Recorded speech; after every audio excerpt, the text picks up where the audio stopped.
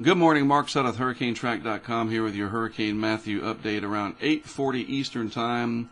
Look at the upper ocean heat content along the path where Matthew will be tracking over the next few days. Very high values here, close to the top of the scale, and that means it could regenerate to Category 4 intensity.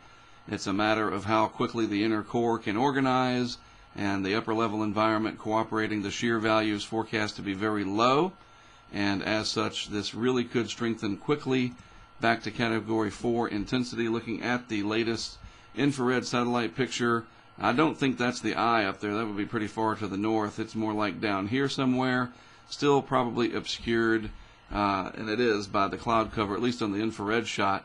But notice how the central dense overcast is becoming more symmetrical again, and once it moves away from the influences of these mountains down here and farther away towards the central Bahamas and Andros Island, it will really start to intensify, and this could again go to Category 4 strength, 130 miles per hour plus. I don't think it could become a Cat 5 anymore.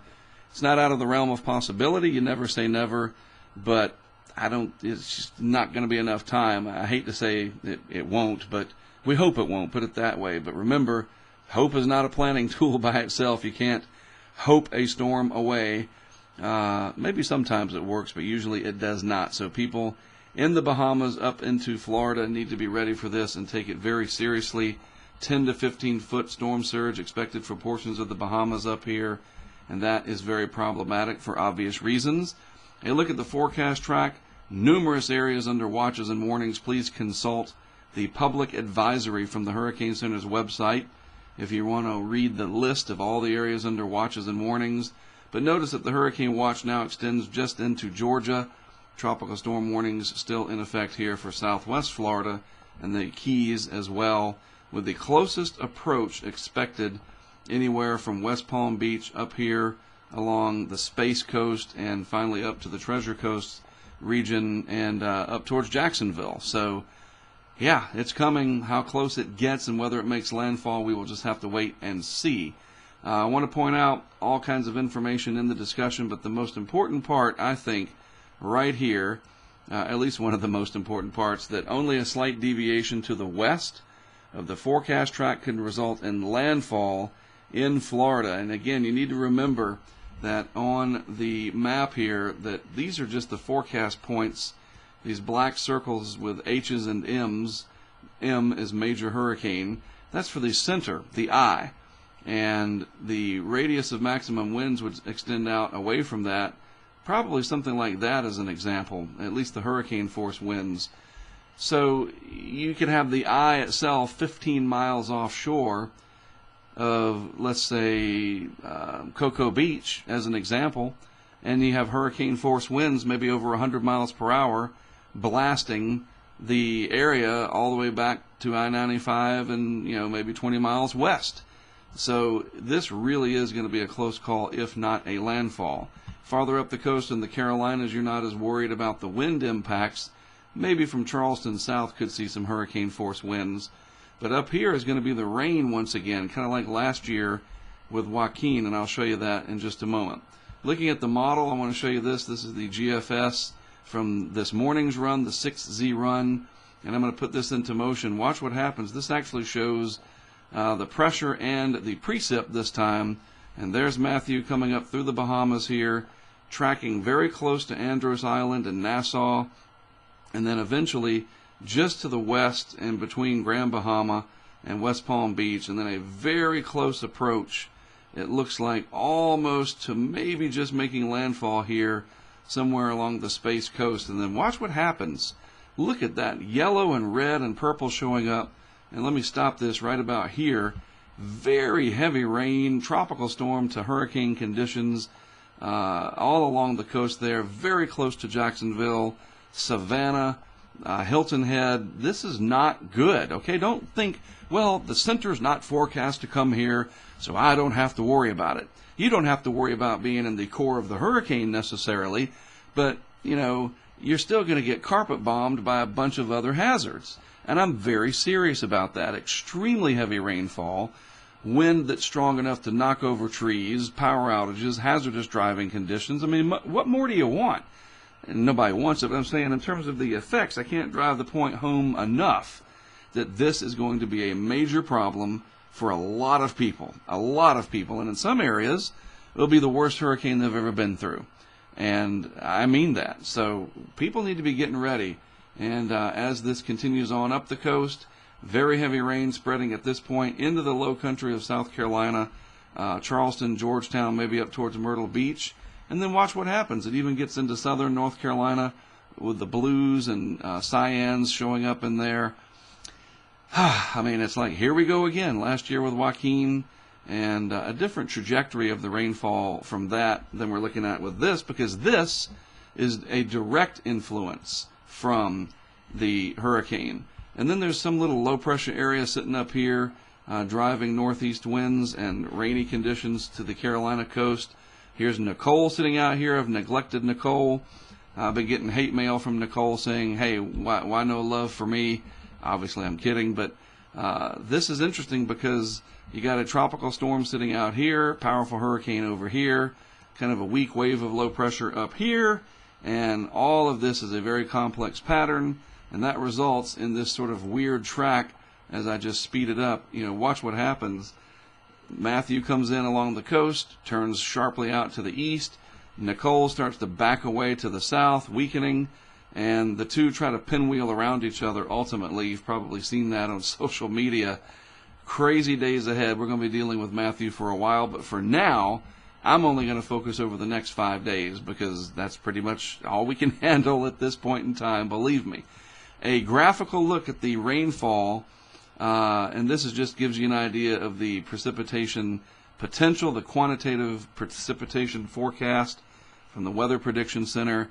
Extremely heavy rainfall for the Carolinas and obviously down into the Florida East Coast area, maybe as far west as Orlando. But I think Orlando and the vacation areas, unless this gets much closer, should stay out of the worst of conditions. So if you have plans to visit Orlando, Disney World, Universal, etc., maybe plan on more indoor activities than outdoor for the time period that this will be passing by. But you'll be on the west side, inland enough that it won't be frightening. And I mean, unless this tracks 100 miles farther to the west, which maybe it will. I'm trying to.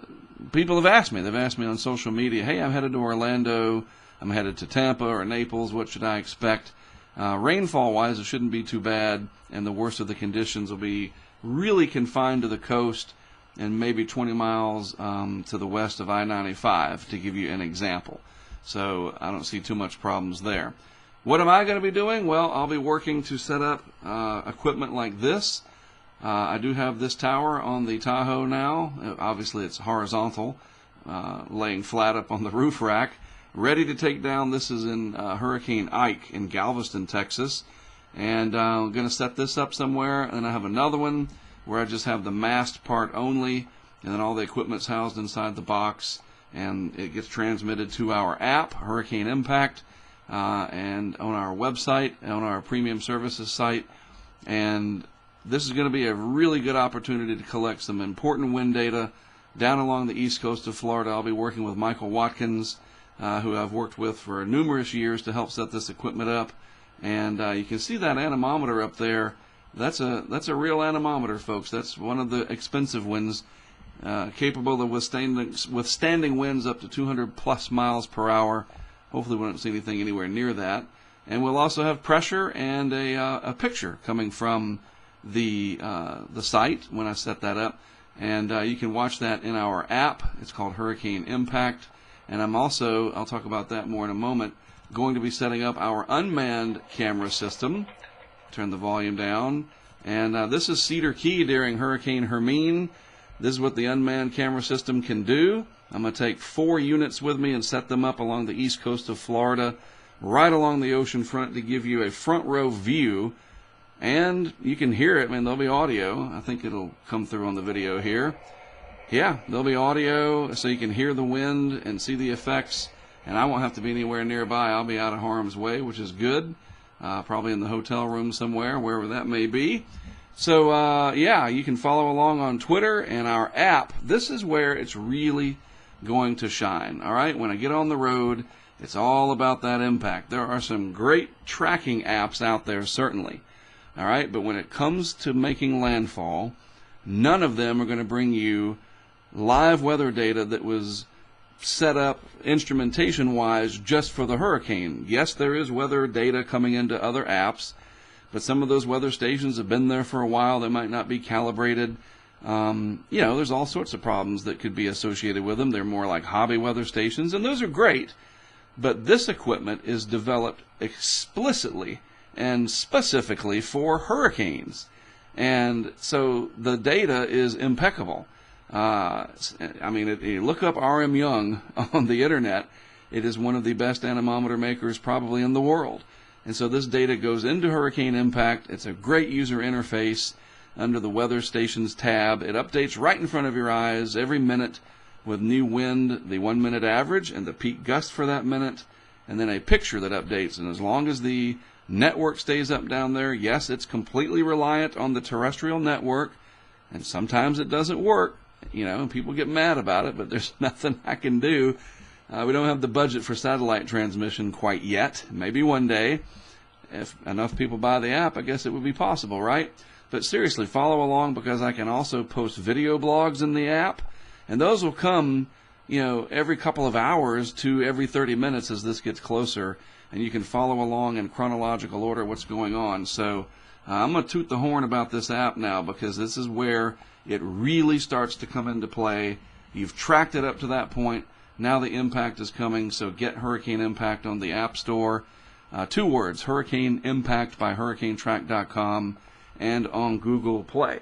All right? Any questions, hit me up on the comment section, tag on Twitter. I do the best I can to keep up with social media, and it's a task, but I enjoy it. The interaction's fantastic. It means that people are engaged, and for the most part, 99% of them appreciate.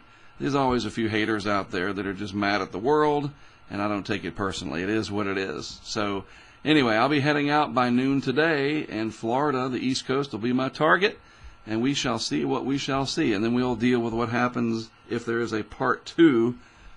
Really? Yep, maybe a part 2 later on, but let's get through part 1 first. I'm Mark Sudduth for HurricaneTrack.com. Thanks so much for tuning in throughout the saga. The rest of the show, so to speak, will be on the road, and I'll see you next from somewhere along I-95.